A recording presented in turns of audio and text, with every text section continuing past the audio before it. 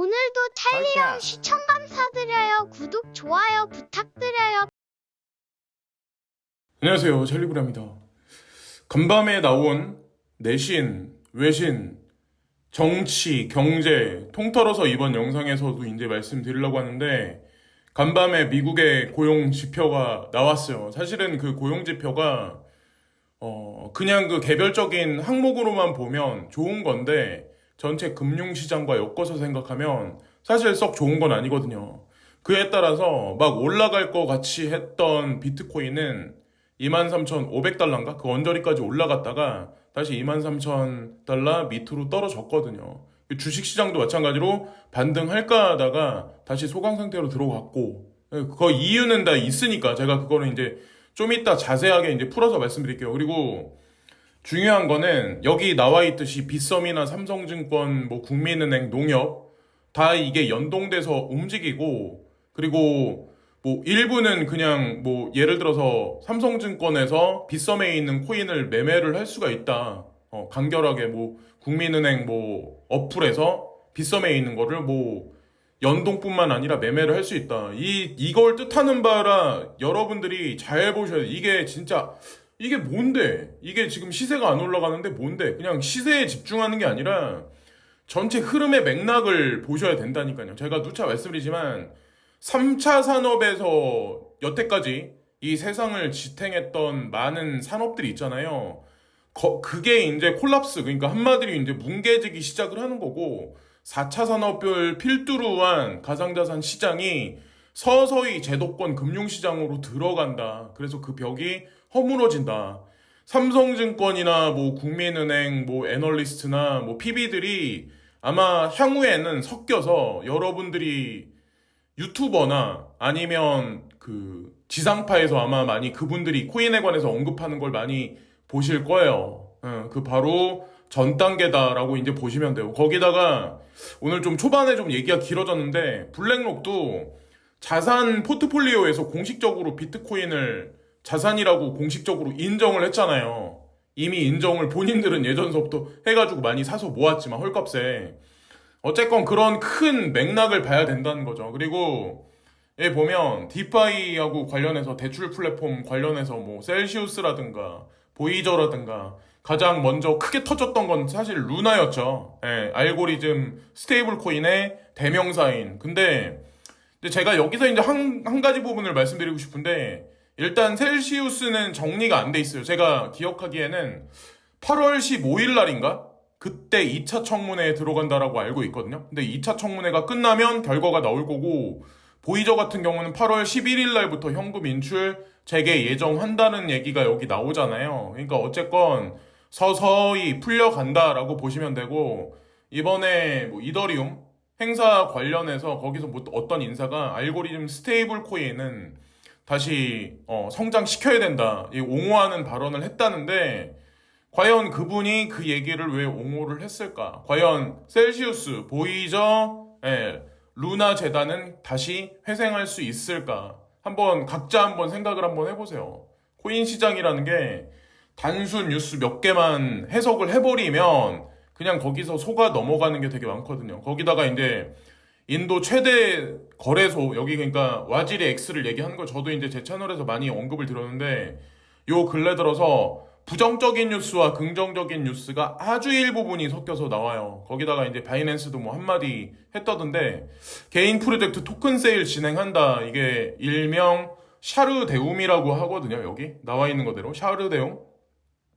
그래서 제가 이제 이걸 말씀드리려고 하는 게 뭐냐면, 이 샤르데움을 통해서 과연 와지르 X가 과연 어떻게 움직일 건지, 제가 이걸 보면서 BNB와 BNB를 받쳐주는 사이드 체인이 있거든요. 그래서 요 관계가 여기서도 형성되는 게 아닐까라는 생각을 저 이제 개인적으로 하게 됐어요. 저도 이제 뭐 엄청 큰 자금을 제가 뭐 몰빵해서 이 WRX 코인을 가지고 있진 않지만, 어쨌건 뭐 미래에 큰 포텐셜을 보기 때문에. 근데 이런 긍정적인 얘기가 나오는데, 바이낸스 CEO가 인도 거래소 와지르 X 인수 완료되지 않았다. 우리는 뭐 여기 개입이 크게 안 돼 있어. 뭐 이런 발뺌식의 얘기를 하죠. 그러면 일반 개인 투자자들은 어떻게 해석을 할까요? 창풍자 바이낸스 여기에 확실히 투자 안 했다는데? 그러면 부정적인 뉴스가 나오면 흔들릴 수밖에 없죠. 어쨌건 그렇다는 그거는 흔들리든 아니든 그거는 개인의 판단이고 저는 뭐 2016년부터 이게 쭉 그때도 이제 소프트뱅크 뭐 텐센트라든가 비트메인하고 관련해서 페이크적인 뉴스가 나왔고 뭐 빗썸하고 관련해서도 우리는 투자한 사실이 없다라고 미디어상에서는 얘기를 했었어요. 사실은. 그래서 그런 하여튼 그런 관점이 되게 많으니까 그거는 뭐 개인들이 알아서 판단하시고 저는 뭐 일관되게 하여튼 페이크가 많은 어떤 그 함정에 빠지지는 않을 겁니다. 제가 여태까지 뭐 그렇게 투자를 해왔듯이. 그리고 시티그룹 이더 머지고 디플레이션 자산 예상 디플레이션 점진적으로 감소를 시킬 거다. 물론 뭐 90%의 뭐 채굴 난이도가 폭탄이 떨어져서 10%의 수익률만 가져다 줄 수 있는 어떤 그 환경으로 바뀌지만 그 포스 자체로 넘어가도 일단은 발행량이 제한적으로 되기 때문에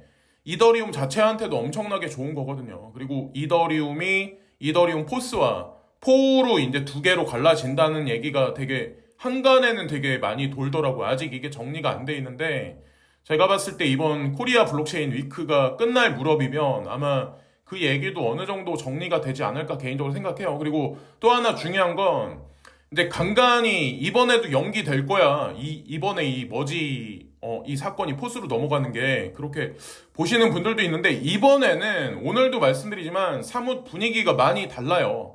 지난 과거 5년과 현재 지금 돌아가는 상황이 좀 많이 다르지 않을까라는 생각을 이제 저는 하게 됐습니다. 이 얘기에 관해서 상당히 많이 지금 언급이 되고 있잖아요. 그리고 바이낸스 CEO 중화공 대통령 만나 암호화폐 규제 등 논의. 이상하게 중국에서 자본 유입을 많이 돈을 빌려준 국가들 있죠. 아르헨티나, 뭐 남아프리카 공화국, 뭐 요런 게 남아프리카 대륙이라든가 뭐 요런 데들, 아프리카 대륙 요런 데 그런 데가 유난히 바이낸스가 쉽게 라이센스를 따고 침투를 한다? 그럼 과연 바이낸스는 중국 정부와 무슨 관련이 있을까? 참 석연치 않을 수도 있는데 어쨌건 그런 뭐 연결고리가 있지 않나라는 생각을 하게 되네요. 자꾸 이런 뉴스를 보다 보면. 자, 그리고 여기 보시면은 뭐 오늘 현재 비트코인과 알트코인의 시장 상황인데 사실 이도저도 아닌 상황에서 차별적인 알트코인의 순환매 장세가 지속적으로 이루어지고 있는 현재 시장 장세가 아닐까. 그러면서 이 글로벌 리스트라는 사람들 그리고 개별적인 코인과 연계돼 있는 그런 대표들이 뭐 플로어에 관해서 자 AP 토큰과 관련해서 뭐 얘기가 나오면서 급등을 했었고 또 니어 프로토콜이 또 베이직 어텐션 토큰 하고 관련해서 호재거리를 던지면서 또 급등을 했고 그리고 어느샌가 온톨로지가 볼륨이 많이 상승해서 여기까지 올라왔는데 뭐 여기서 뭐 급등한다는 얘기 제가 말씀드리려고 하는 게 아니라 어쨌건 볼륨량이 죽어 있어서 바닥에 있는 것보다는 여기 상부 쪽에 왔다리 갔다리 하는 게 좋은 거예요. 그리고 샌드박스 말고 디센트럴 랜드 왜 얘기 언급을 안 하냐고 저한테 이제 댓글에 달아서 어떤 분이 이제 말씀을 하시는데 뭐가 걱정이세요? 가상현실하고 지금 가상자산 시장에서 양대죠. 샌드박스하고 디센트럴 랜드는 그냥 이미 검증이 끝났어요. 지금 헐값은 아니지만 예전에 뭐 디센트럴 랜드는 몇십 원이었는데 그때 비해서는 좀 많이 올라가 있죠. 지금 뭐 고점을 찍고 지금 많이 하락을 해 있는 현재 상황이지만 근데 뭐 여기 나와 있듯이 이도저도 아닌 상황이에요. 비트코인 기준에서는 여기 보면은 뭐 22,700달러 뭐 언저리에서 왔다리 갔다리 한다는데 뭐 그렇죠. 지금 현재 뭐라고 제가 말씀을 드릴까요? 22,400달러 기준에서 뭐 떨어지면 뭐 어떻게 될 거예요? 이렇게 말한다는 자체가 지금 사실 웃긴 거예요. 왜냐면 당장 10일날 CPI 발표가 있는데 그때 뭐 정황상 봐서 고용지표가 나왔다고 하더라도 그게 더 아마 제가 보기에는 시장의 여파가 되게 클걸요. 그것에 따라서 이제 향후에 금리가 연준에서 금리 결정하는 게 그 영향을 가장 크게 받을 텐데 자 여기 부정적인 뉴스가 또 나왔어. AML 조사의 일환으로 와지오 X 자금 810만 달러 동결했어. 그러면 쫄 수밖에 없죠. 당연히 어쨌건 부정적인 뉴스가 나오니까 그냥 이 뉴스만 보면은 자 어쨌건 지금 현재 그런 와중이다라는 거고 자 여기서 이거를 이제 말씀드려야 하는데 8월 5일 날 그러니까 어저께 9시 반에 이 고용지표가 나왔어요. 비농업 부분. 근데 예측치가 25만이었는데 실제가 52만 8천이 나왔어요. 그러니까 2배가 넘게 나온 거죠. 그러면 어떨까요? 개별적으로 봤을 때는 이게 경기 하강이라고 해석을 할 수 없어요. 지금 리세션인가? 연준에서 그럴 거야. 사람들은 리세션이라고 말하지만 지금 현재 리세션이 아니야. 고용시장이 이렇게 좋은데? 이게 경기 하강이야? 이게 침체일까? 경기는 좋아. 그럼 연준이 뭐라고 얘기할까요? 연준은 강한 금리 인상할까라고 시장에 넌지시 제스처를 아마 취할 거예요. 경기가 이렇게 좋은데 고용률이 지속적으로 계속해서 이렇게 올라갔는데 너네 대중들 지금 무슨 얘기하는 거야? 우리는 강하게 금리 인상할 수가 있어. 왜? 경기 침체 아니니까. 근데 다만 중요한 건 지금 시점에서 오늘이 8월 6일 날인데 10일 날 CPI 발표가 남아 있다는 거. 잠정적으로는 자 이것도 이제 중요하다는 거죠. 어쨌건 그래서 지금 현재 시장 상황이 마감이 된 게 아마 주식시장도 그렇고 아마 썩 좋지 않게 마감이 됐을 거예요. 지금 현재 상황이. 그리고 이거는 독일의 그 셀러리 그러니까 웨이지죠. 연봉 뭐 요런 거. 근데 여기 연봉의 어떤 그 상승률에 관해서 얘기가 나왔는데 루프탄자 뭐 독일의 대표적인 항공사죠. 거기도 비행사 승무원들이 임금 인상 안 해주면 우리 다 관둘 거야 해가지고 뭐 회사 문 닫기 일보 직전까지 갔다가 그랬다는 얘기가 있는데 제가 이제 말씀드리고 싶은 게 뭐냐면 비단 항공사뿐만 아니라 독일은 그러니까 독일이라고 말하면 좀 웃기구나. 유럽을 대표하는 독일. 그러니까 독일을 보면 유로존을 알 수가 있죠. 인플레이션에서 빠져나올 수 없는 함정에 빠져 있어요. 러시아로부터 가즈프롬 가스관이 40%만 열려 있기 때문에. 그래서 어떤 뉴스를 보면 지금 석탄을 뗀다는 얘기도 있어요. 전 세계 탄소 중립을 가장 먼저 외치고 가장 강하게 외쳤던 대표적인 이익 집단인 유로존이 석탄을 뗀다? 말이 안 되는 거죠. 지금 말도 안 되는 상황이 벌어지는데 임금 인상이 이렇게 많이 했어요. 되졌어요. 자, 임금 인상이 많이 올라갔어요. 그러면 어떻게 될까? 임금 인상률이 많이 올라간다? 그러면 기업의 개별적인 순이익은 감소할 수밖에 없어요. 왜냐면 노동자들한테 많이 줘야 되니까 지금보다 많이 올려줘야 되니까 그러면 순이익이 감소할 수밖에 없죠. 그러면 기업 입장에서 그게 서비스가 됐건 물건이 됐건 가격을 인상할 수밖에 없어요. 이게 악순환의 연속이 이 사이클이 지속적으로 계속해서 제가 그래서 개인적으로 보기에는 아마 통화시장에서 SDR, IMF 통화바스켓에서 가장 먼저 만약에 무너진다면 그 중에 유로화가 22의 유로화가 가장 먼저 크랙이 가지 않을까. 최종적으로는 달러가 되겠지만 어쨌든 우리는 그것에서 피하고 해칭하기 위해서 가상자산에 투자라는 거지 단지 오늘 무슨 특정 코인이 올라가니까 와 좋다 특정 코인이 내려가니까 와 이게 아니라니까요. 제가 누차 계속 강조해서 말씀드리잖아요. 그냥 거대한 통화 시스템의 패러다임의 개혁에 지금 현재 우리는 중심에 서 있는 거예요.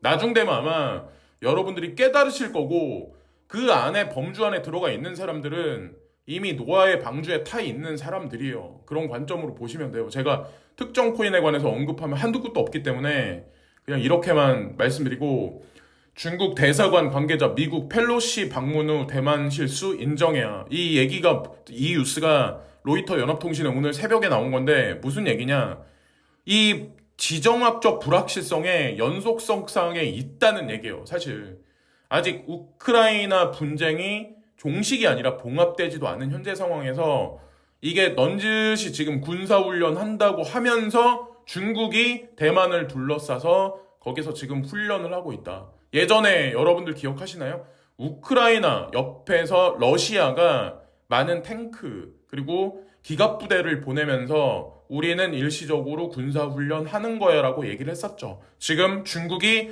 똑같이 카피 붙이기를 해서 똑같이 지금 하고 있어요. 언제가 될지 그걸 알 수 있는 사람은 아무도 없어요. 그래서 예, 어쨌건 자세한 거는 나중에 이제 말씀드리고 어쨌건 여기까지만 말씀드려도 눈치를 채실 것 같고 그리고 미국 대만과 약속 보증 이 뉴스가 2022년 3월 2일 날 나왔는데 이때만 하더라도 미국이 그랬어요. 5월 달에 우리 쿼드 가입 시켜줄 거야 라고 얘기를 했었어요. 대만한테. 근데 실제로 5월 말인가 쿼드웨이가 있었어요. 쿼드웨이가 있었어요. 다 쿼드 연합국이 이제 참가를 해서 다 뭐 인디아라든가 일본이라든가 몇몇 개 국가들이 있죠. 대표적 뭐 호주라든가. 근데 참가를 했는데 결정적으로 인도가 가입을 방해를 시켰죠. 그래서 대만이 쿼드에 가입을 못해요. 그 뭐냐 이게 뭐랑 똑같냐? 우크라이나가 나토에 가입한다라고 했었을 때 이거를 명분 삼아서 자 러시아가 우크라이나로 들어갔죠. 그러면 대만이 쿼드에 가입했냐? 그러면 이 얘기는 끝나버리는 거죠. 쿼드에 가입을 못했어요. 쿼드에 가입을 희망한다라고만 얘기했지. 어쨌건 중국 입장에서 봐서 이것도 하나의 명분거리를 만들었던 거죠. 시나리오상 중간 지점에서. 하여튼 지금 현재 커나큰 흐름에서는 뭐 지금 현재 이렇게 진행되고 있고 미국이 강하게 힘을 써서 만약에 인도를 설득했다면 쿼드 가입이 됐겠죠. 근데 어쨌건 가입을 못한 현재의 상황. 자, 향후 어떻게 될지. 자, 여러분들 스스로가 아마 그릴 수 있을 거라고 저는 생각해요. 그리고 말도 많고 탈도 많은데 자 보세요. 구찌사, 위블로, 태그 호이어 그리고 명품 회사들이 줄줄이 계속 연이어서 가상자산을 페이먼트 결제로 받아들일 거야 라는 얘기를 계속 하고 있어요. 이 뉴스가 나온 지 꽤 됐거든요. 근데 여기 중심이 뭐냐면 엔디 오브 썸머라고 여기 나와 있죠. 여름 말기까지 미국 전 스토어에 걸쳐서 비트코인, 도지코인, 시바 이누 등을 결제로 받을 거야 라는 얘기를 여기 하고 있죠. 그 얘기를 여러분들이 잘 보셔야 돼요. 올 여름 말기까지. 자, 그러면 급등한 코인을 받으면 구찌사나 명품사들이 손해죠. 자, 그러면 이 사람들도 구찌사 정도면 본인들만이 가지고 있는 기획실이 있을 거고 빅데이터가 분명히 있을 거란 말이에요.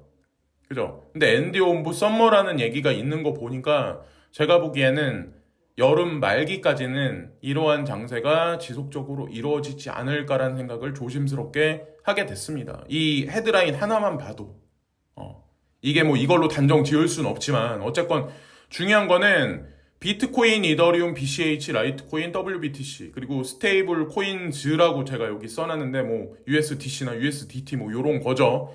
다 제가 보기에는 제도권 수용이 됐고 페이먼트하고 직접적으로 연관돼 있다라고 보시면 어떨까라고 생각해요. 그러니까 뭐 예를 들어서 도지나 시바이누는 말도 많고 탈도 많아요. 그러나 중요한 건 그 결정은 대중이 하는 게 아니라 자 이런 구찌사나 아니면 뭐 스위스 명품 시계 뭐 관련돼 있는 그런 업체들이 하는 거죠. 그들이 이미 인정했기 때문에 이거는 더 이상 논쟁거리가 아니에요. 저는 이제 그렇게 생각을 해요. 자, 여기까지 말씀드리면서 이번 영상도 마치겠습니다. 뭐 짬뽕 같은 그런 영상이었고 뭐 어떤 하나의 주제를 분석해서 그런 영상은 제가 요즘에 안 다루고 있어요. 뭐 굳이 지금 이런 장세에서 힘을 뺄 필요는 없다라고 생각하거든요. 여러분들도 마찬가지로 지금 현재 이런 장세에서 힘을 뺄 필요가 절대로 없어요. 막 집중해서 그냥 가볍게 그냥 보세요. 시장 상황을 그냥 딜리버리 뉴스를 그냥 가벼운 마음으로 보듯이. 여름 휴가 시즌이라는 걸 절대 잊으시면 안 된다는 거. 자, 여기까지 말씀드리면서 이번 방송도 마치겠습니다. 감사합니다. 오늘도 탈리온 시청 감사드려요. 구독, 좋아요 부탁드려요.